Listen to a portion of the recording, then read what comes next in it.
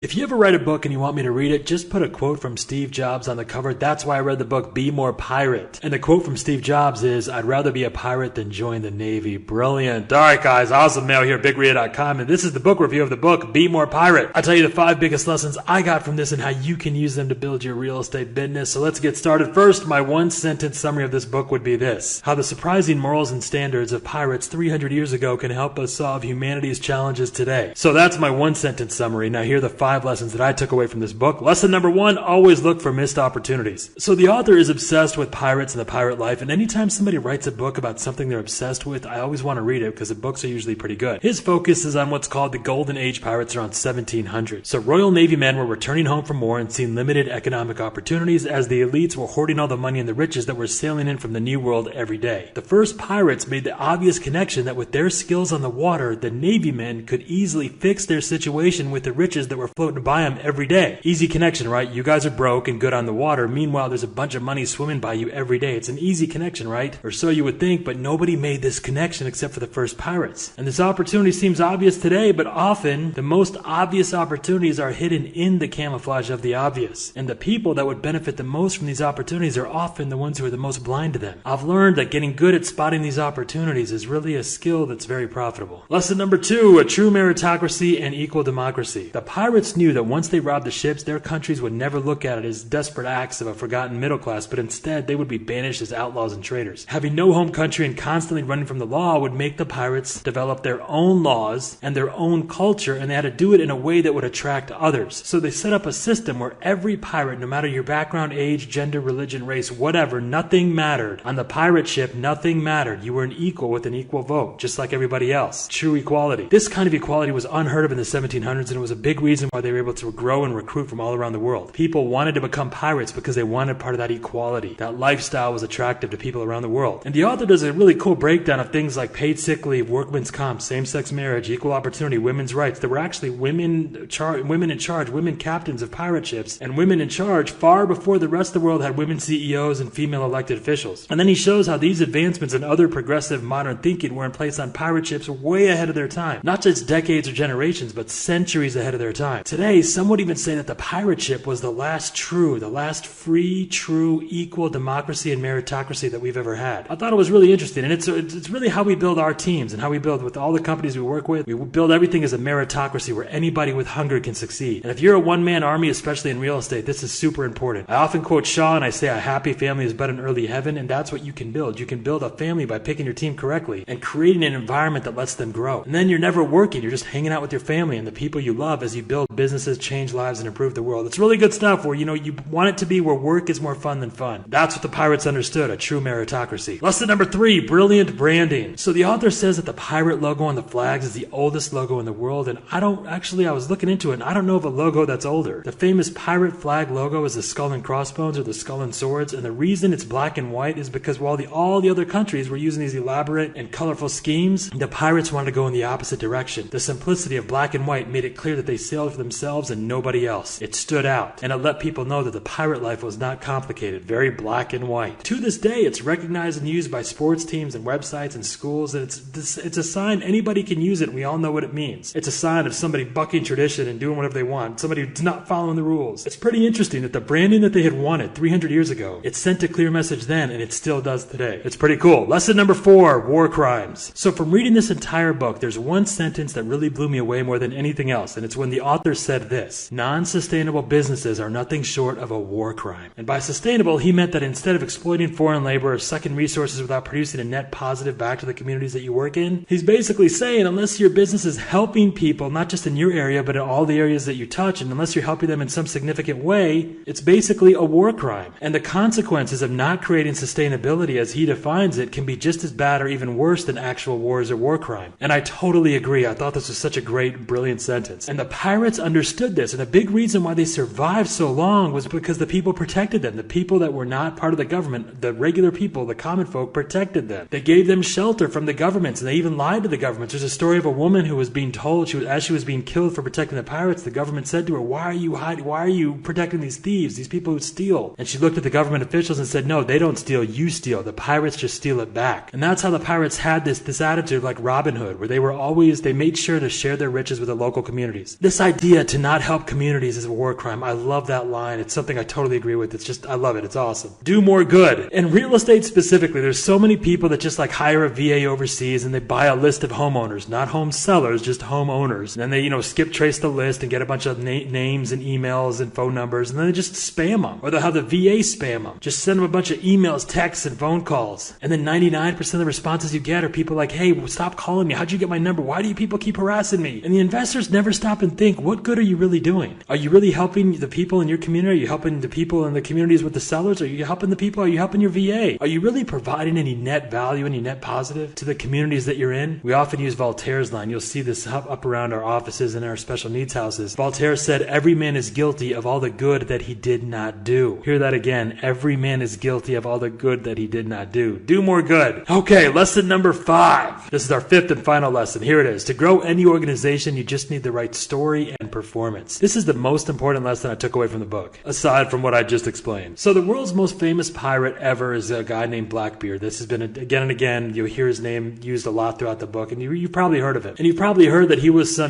bloodthirsty, murderous killer with no mercy or loyalty except to his own men, right? Like a real savage, right? Blackbeard is like this terrifying figure in history. But what if all of that was orchestrated? It was all a big, giant, orchestrated lie, and it was orchestrated by Blackbeard himself. So the leader of the pirates was Blackbeard, and he knew and explained to all of his men that the only way this little pirate experiment would work is if people all around the world were enamored with the idea of leaving their lives behind and becoming pirates. So he understood that it was the story that would grow their numbers, and they had to tell the right story, and that took practice. So Blackbeard would order his men together, and he'd have them practice telling and retelling the same stories again and again. These were stories of adventure and danger on the high seas and really glorifying the pirate life, as well as making the pirates feared so they never had to actually fight. He knew that people weren't going to come to fight. They wanted to come to not fight. And so Blackbeard knew that the pirates were outnumbered and outskilled, but if he told the right story, he said, look, if we tell the right story, if we scare people enough, we'll never have to actually fight, and we'll get people wanting to join us and not fight us. Blackbeard looked at everything as a performance. So he would get on these stilts to make himself seem like taller than a human, like, this giant guy. Then he'd have his men shine light from behind him. And then he would put these little lights, he'd light these sulfur sticks in his beard so that it would smoke. And this way, when the pirate ship came, the first thing that people saw was his giant, smoking, scary silhouette. And on top of that, this was actually a shocker for me to learn, but you can look this up and you'll see that many historians question whether or not Blackbeard ever actually killed anybody. What? Yeah, a lot of people think he never did. And these are like people who've looked into this, historians. Think about that. It's possible that the most feared and vicious pirate never actually killed anybody, and instead he's like, below deck running around like a diva. He's like, places, everybody, places. Where's my lights? Get my smoke. Guys, do I look tall and scary enough? Like the idea, like it's a totally different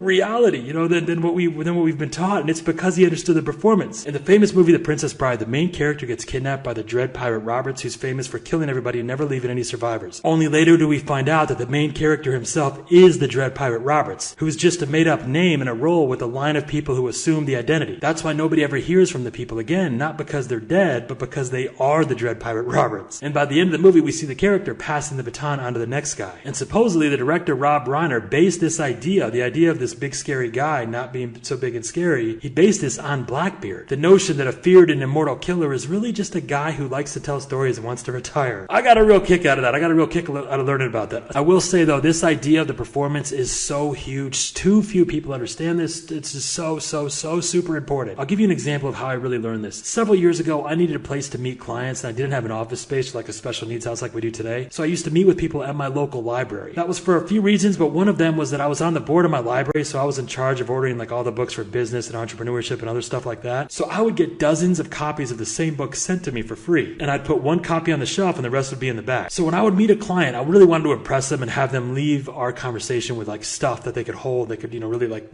tangible stuff. I wanted to go way over the top. So I would do research about them ahead of time, and then when I would meet them, like if you and I were to meet, I'd have books specifically selected just for you. And I'd slide the books across the table as a gift. I'd say, hey, you can keep these, take them home, read them. It'll help based on what you told me. This will help solve some of the challenges that you have right now. So before I met a client, I would get the books and I would go to the last page. I'd get the books off the shelf or I'd get them from the back. Either way, I'd have to go to the last page of the book. It's where the library had the tracking page, and I would tear out that page. Now, if I took the book off the shelf, I'd replace that book off the, that was on the shelf with the book in the back. You get what I'm saying? And if it was a book that didn't have that tracking page, I'd have to put that tracking page in on that last page. You get what I'm saying, right? I get a book off the shelf, or I get a book, and if it has a last page, I have to rip out that last page. If it doesn't have a last page, I put that last page in. The point is, I'm the one putting that last page into the library, that library tracking page. You know what I mean? So one day I was running behind, I was way late, and I met a client and I had the books, but I didn't have time to tear out that last page. So as I was handing him the books, as I slid him across the table, I was like, oh, wait a second. And right in front of him, I went to the last page and I ripped it out right in front of him. And he was like, wow, are you allowed to do that? And I was like, oh, yeah, it's fine. I'm on the board of the library. And he was like, oh, okay, well, you don't have to do that just for me. I was like, oh, no worries. It's not a problem. And so I tore out the last pages and I gave him the books and I looked at his face and he had this look that I hadn't seen before from people when I gave him the books. He had this look of like, just like graciousness, and he was so happy and he was like so blown away at this gift that I gave him. And then later that night, something happened that had never happened before. He actually called me up and thanked me for the books and told me how much of them he had been reading. That had never happened. Usually I gave the books and I never heard about it again. Remember, I had been doing this every day with multiple people, but this was the first time that somebody actually called me later to thank me for the books. They called me later that very same day to thank me and to tell me how much they were reading. And the next day he became an official client. It had never happened that fast. Usually it took at least a few days. That's when I knew I was onto something. So I started testing this out. Instead of having the books ready to go, I kept every time I do it, I'd add a little bit more and more to this performance. So instead of having the books ready to go, I would rip out the pages in front of my clients. And to my amazement, their reactions were always the same. They were just blown away. They'd be moving like in slow motion as I rip out that page. They're like, no, you can't do that. Like they were just so blown away. And I could see like there was like a physical reaction they would have. Like they would, they would like,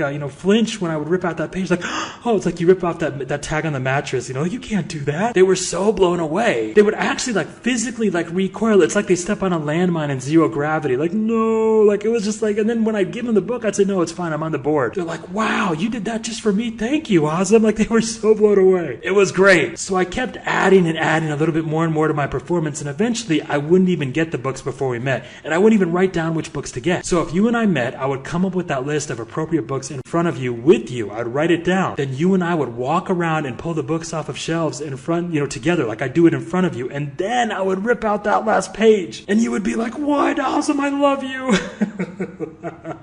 and with every piece of the performance that I added, people were more and more amazed. These people were reading more, by the way. They were actually reading more than they had in years. It was amazing. And my closing rate went through the roof. It was amazing to me. What was really like blew me away is that I wasn't doing anything different. I was just doing it in front of them. But by adding this little choreographed performance, it didn't just improve their experience, but it changed it entirely. It not only helped my business, but it helped them get more out of our time. All that benefit came from this tiny little performance. Remember, again, this is really important. I wasn't actually doing anything different. It was just when I was doing it. And by changing the sequence, I added an audience, and that made all the difference. The choreography and performance is so important, man. The policizing, the checklisting of everything, man. You really got to take this into consideration. Really, this is super important. I myself, those on our team, everyone that we work with, we have taken this idea of adding a choreographed performance, policizing all badassery, and we have grown companies by leaps and bounds overnight. We work with the gym, and we would, the first thing we do is we'd say, okay, based on whether or not the person who came into the gym wants to lose weight or learn how to fight, we would walk them by pictures of champions with belts and or before and after pictures of people with weight loss. We would add that walking and by those pictures, add that choreography, add that performance. A tire shop doesn't just tell the client what's wrong, but we show them. We go to the brake pads. We show them what a good brake pad looks, and here's how yours looks. Here's a healthy brake pad. Here's your brake pad. When I would look at houses, I knew the price and I knew the cost of the work before I ever went in there. But when I would show up there, I would walk through the house with the seller or the realtor with a blank notepad, and I would take notes on everything that they said. And when we were done, I'd have this giant calculator, and I'd come out and I'd calculate the price in front of them. Every business we've ever worked with, we find the top producer, we take a note of everything that they do, and then we choreograph it, and we have what's called uniform execution, where everybody executes just like that. So we can take that and create a predictable performance, a predictable result. That's the importance of having a choreographed, a well-choreographed, predetermined, well-documented, checklisted series of behaviors. That's all a model really is, by the way. A model is just a checklist that creates a predictable 10 to 30 grand a month. Everybody wants that predictable output, but nobody understands, or very few people understand, the importance of having a predictable input, because that's what creates that predictable output. That's what Blackbeard understood. He knew that the only way the pirate movement was ever going to grow was with the right story, and that required a series of choreographed performances. Also, by the way, Captain Jack, Johnny Depp, did you know that Captain Jack was a Muslim? Did you know that? That's why Johnny Depp's character always had a beard, always covered his head, and was always checking his compass to tell him which way east was. And Jerry Jerry Bruckheimer had a hell of a time convincing Michael Eisner to make a Disney movie about a womanizing trader who was also a compulsive liar and a con man, a kleptomaniac, and a borderline alcoholic. And oh yeah, this is right after September 11th and he's a Muslim. But again, it all worked out because of how the story is told. Captain Jack is in no traditional sense a hero. Like the whole movie, he's trying to get back something that he stole. But again, it's how the story is told, the performance, the choreography. And I bet you didn't know that about the real Captain Jack, the character Captain Jack that the character is based off of. It actually was a real person. And at least it explains why Johnny Depp beat his wife, right? He was just getting into character, you guys. Full method. Give him a break. I kid. Who believes her anyway? And even if it is true, surely she deserved it. What's wrong with me? Don't call me Shirley. Maybe she will always remember this as the time she almost caught a beat down. What's wrong with me? I don't know. What am I talking about? My point is that we are on Team Johnny all the way. Alright guys, that's what I took away. That's my book review on Be More Pirate. That's what I took away from it. I hope it helps you. Thank you so much. Make sure you go to BigRia.com. There's all kinds of badass stuff. The #1 YouTube channel for Indiana real estate. We're also building the world's largest organization of special needs business owners. All kinds of other badass stuff. Go to BigRia.com and just click on badass stuff. You don't even need to enter your name and email, although you'll want to if you have a pulse and any ambition at all. There's all kinds of free stuff. The most badass training on income extension and social mobility anywhere on the planet. BigRia.com. I hope this book review helped you. If it did, hit that like button, share this, or do whatever. If this is on YouTube, do whatever you need to let Google know and let the internet know that it was helpful. I appreciate it so much. Thank you so much, guys. I love you. We'll talk soon. Thanks. Take care. Bye. Thanks.